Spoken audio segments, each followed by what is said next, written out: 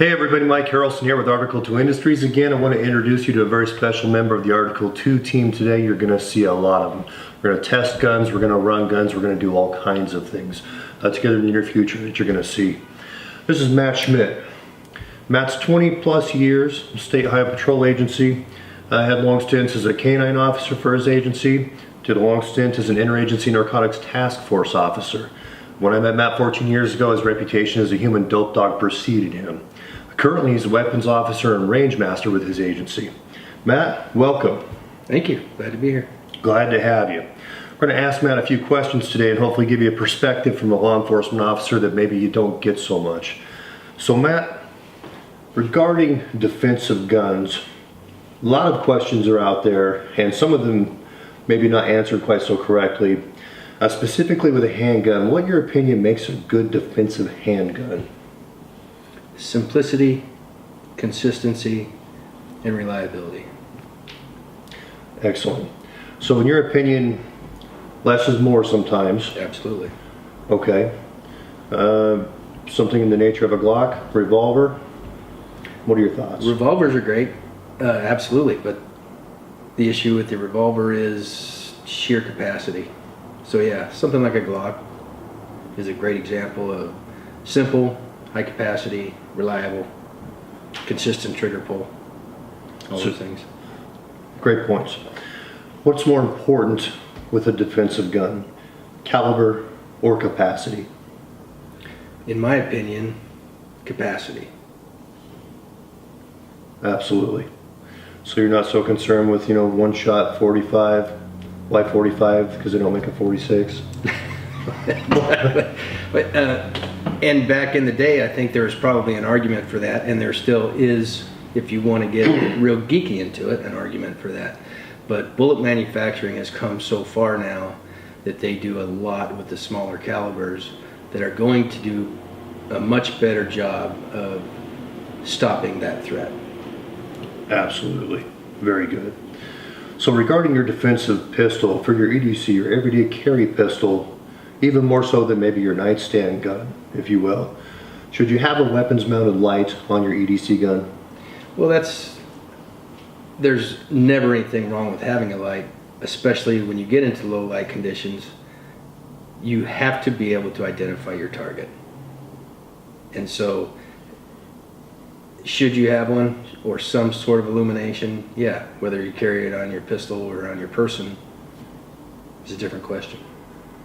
Fantastic. Story a couple days ago, we saw a fella shot his 16-year-old daughter who lived, thankfully, who was trying to sneak back in the house in the early morning hours and clearly didn't have the light to identify her. So lasers are getting very popular. You have lasers in grips now. You have all kinds of lasers. Should you have a laser on that EDC gun? I believe lasers have their places too. I don't have them on any of my pistols. I would like to try it and just to see what type of advantages a person might have or might not. But I think that's definitely a personal preference. But as with any pistol, as well as flashlight, you will have to practice. You have to get comfortable with it. When you put a laser on your gun, do you see your sights anymore, or are you too fixated on that red dot floating around? From what I hear, most people get fixated on that red dot. And I think it would be advantageous for someone to start shooting a pistol without a laser to sort of get that foundation, and then if you wanted to try the laser, go with that and see if it actually, if you feel it improves your chances of surviving a fight. So with enough practice and training, you can actually see your sights and that red dot out there, or green dot? Exactly. Okay, so practice and training until it becomes second nature? Yes. As with everything else? As with everything else. Absolutely. Women are an exciting segment right now of the population and the growth of the whole entire Second Amendment movement and gun ownership in particular. What kind of guns should women be looking at for personal defense? The women I know who shoot well with a pistol, the first thing they all say is, "This feels comfortable to me." And so you're going to have to find something that immediately feels good in your hand. If it doesn't fit, it's never going to fit. You may be able to do some sort of grip changes like what the Glock has, but find something comfortable to me. That's first and foremost. So how do you suppose that we can help women who may be sitting on the fence to gain more confidence to maybe buy a gun, maybe come over to the Second Amendment side and personal defense community side? Well, I think most women are intimidated by guns in general because it seems like a man's world, and they're loud and they have the ability to kill people.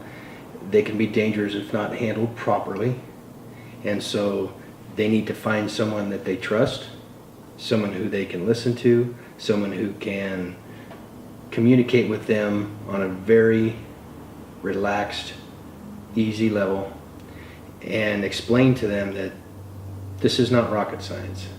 This isn't something that you need to be intimidated by. This is something you can have fun with, as well as protect yourself, your children, your family.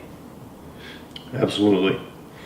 So as a longtime firearms instructor and range master, you're responsible for training officers who are going out there on the road, risking their lives every single day. And what is the most important thing with those officers that you can impart on them before they go out on their next shift? Every time we have a range day, I want those officers to leave feeling confident, feeling like whatever situation they run into, after they leave that range, they know they can handle it. And it doesn't matter how the range session may have been that day, I try to always end on a positive note so that they walk out head held high, feeling good and confident about themselves. Mm-hmm. Absolutely. So, two completely different worlds when it comes to responding to a situation where you have to, as a law enforcement officer, you run into trouble. As a citizen, we try to move away from trouble. How does your training with law enforcement convey, and how does your training philosophy convey to the general public when you're teaching somebody who's not a cop? Well, obviously, we're not going to teach them to run in, but I know there are situations that you run into, my brother, where we wish people behaved a certain way because we are coming. We are en route to that situation. And so we prefer more of a defensive, stay put, protect yourself, protect your family. Don't go looking for the problem. That's our job. And let us deal with that. Absolutely. Very good. Shifting gears a little bit, there seems to be a growing sentiment in this country that law enforcement has become too militarized. Speak to that for me. Well, they probably have become a little more militaristic, especially in some of the uniforms, the way they look, and some of the approaches that law enforcement takes to situations. But we have, we're not the 1950s police force who was able to approach a situation a little more laid back, because nowadays we have better trained criminals. We have a lot more information on the internet. We have people coming over from other countries, terrorist factions, that we are the first line of defense. Not everybody we run into is going to be your wife driving down the freeway who happens to be going too fast. And so you have to step up your game. You have to react and go to the same level of what you're dealing with. Otherwise, it's going to be a train wreck. Absolutely. And even maybe the criminals aren't all more sophisticated, but recently we've had riots in Ferguson, Missouri that has captured the nation's attention, and we probably haven't seen this kind of rioting maybe since the 1992 Rodney King type of riots.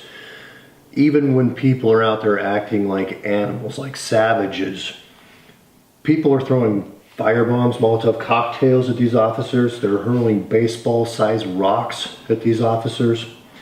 Is there a point where maybe you just need some of that equipment that looks more militarized than traditionally that we're used to be able to send an officer out to the road and get home safely to his family after the shift's done? Absolutely.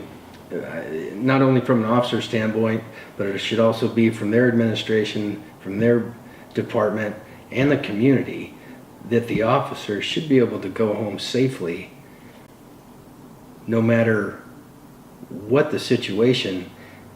They didn't hire us to go out as fodder for people who are, behaving this way. We're there to stop it. And if that's what it takes to stop it, then you have to go to that level. We're not the ones making that choice. They are. And so we are responding to the level that they bring it. Absolutely.